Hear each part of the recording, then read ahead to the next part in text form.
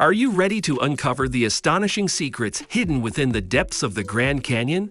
Prepare to be amazed as we take you on a journey of groundbreaking discoveries that will challenge everything you thought you knew about this majestic wonder. From ancient fossilized tracks revealing prehistoric life forms to hidden caves teeming with Ice Age remnants, we will unveil a world of mysteries waiting to be unraveled. But that's not all. We'll also delve into the looming threats endangering the Grand Canyon's future, including uranium contamination and the alarming water crisis. So fasten your seatbelts and join us as we embark on an awe-inspiring exploration of the Grand Canyon's captivating past and uncertain future. This is a video you don't want to miss. The Grand Canyon, renowned worldwide for its stunning stratified bands of red rock, is a remarkable natural wonder. It symbolizes the passage of time through distinct rock layers, each representing a different prehistoric era since the Earth's inception. Recent research conducted by a group of experts has unveiled groundbreaking discoveries that will revolutionize our understanding of this historic formation. Join us as we delve into the alarming findings of these scientists. Number 10. Unusual prehistoric life forms discovered.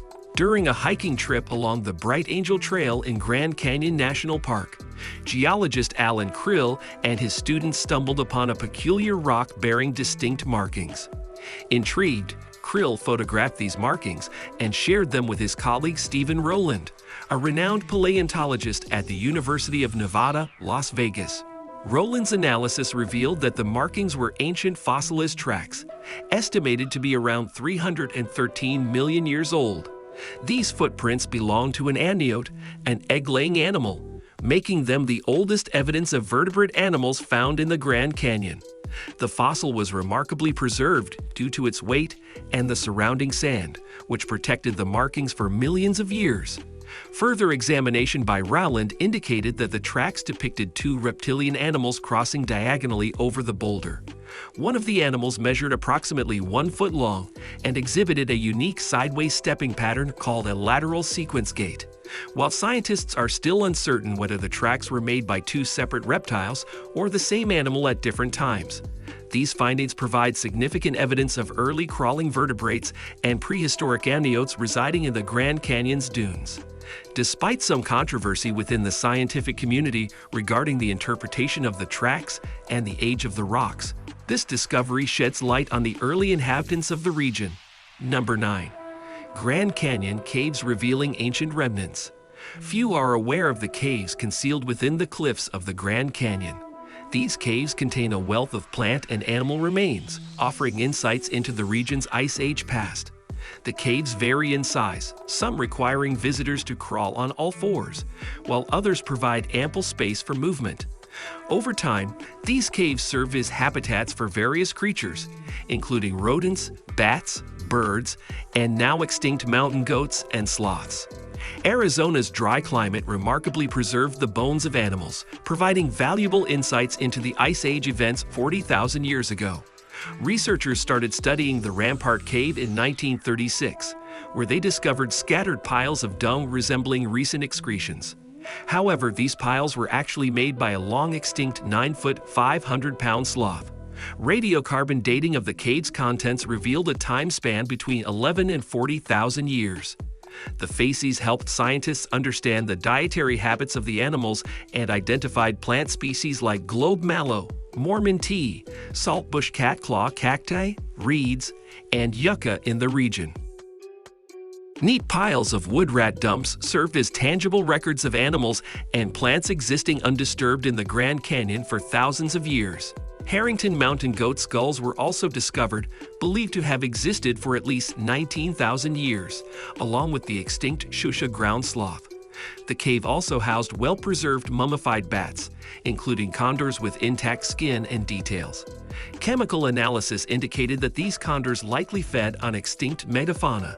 The Colorado River, originating in the Rocky Mountains and spanning 1,450 miles, shapes stunning landscapes, including the famous Grand Canyon.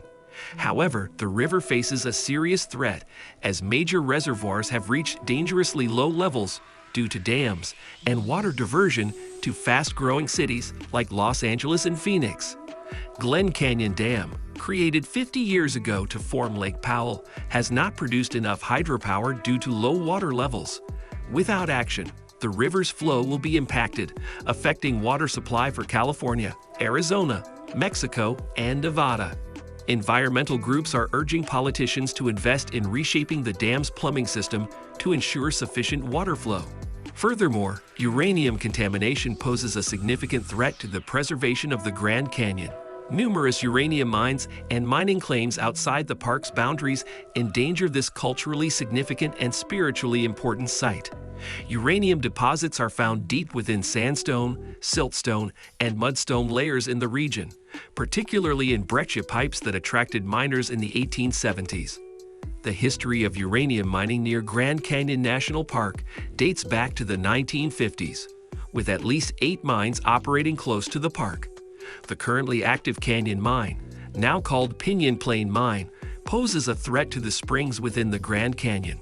In the mid-2000s, the price of uranium rose, attracting mining companies to the area. However, a temporary ban on mining was secured thanks to the efforts of various groups, including the Havasupai tribe.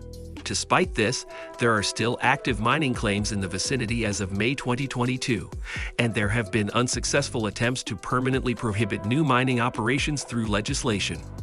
Additionally, the Grand Canyon is known for the Mogollon Monster, a creature resembling Bigfoot, with sightings dating back to 1903.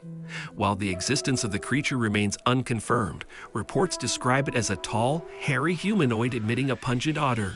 Furthermore, the Grand Canyon houses a unique attraction, a luxury cave suite built during the Cuban Missile Crisis as a refuge. The suite, located 220 feet below the surface, features amenities such as beds, a lounge area with a television and library, and even running water brought down by hand. Despite its exclusivity, the suite is part of the national park's attractions and can be experienced for a nightly rate of $900. The formation of the Grand Canyon itself began around 70 million years ago, during the late Cretaceous period, as the region transformed from a flat landscape into the awe-inspiring geological wonder it is today. In 2021, a Hungarian man named Gábor Bertucci Tuncsányi was found deceased 430 feet below the rim of the Grand Canyon, alongside the body of Scott Walsh, who went missing in 2015. These bodies went undiscovered until the search was initiated based on the man's missing report. Recent discoveries have revealed a hidden gap within the canyon's rocks, explaining the occurrence of unexpected findings. A box-like structure discovered in the canyon remains unopened, leaving its contents a mystery. The Grand Canyon has been inhabited by various creatures throughout history.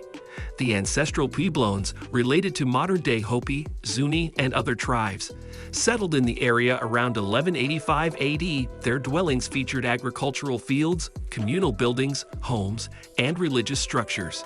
The ruins include a central plaza, storage rooms, living quarters, and kivas, circular ceremonial structures accessed through roof holes. The Kaibab limestone's presence limited the depth of the kivas. Archaeologists excavated the site in the 1930s and established the Tusayan Museum to interpret and display the artifacts. The museum highlights the historical connections of the Havasupai, Hopi, Navajo, Paiute, and Havasupai tribes with the Grand Canyon. The attention towards the super high people's homes grew when the Santa Fe Railroad opened a path to the Grand Canyon in September 1901.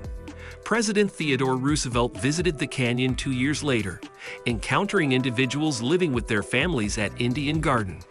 Roosevelt informed them about an upcoming park and their need to leave. One individual relocated higher up along the Bright Angel Trail but continued farming in Indian Garden, while another chose to stay with his wife.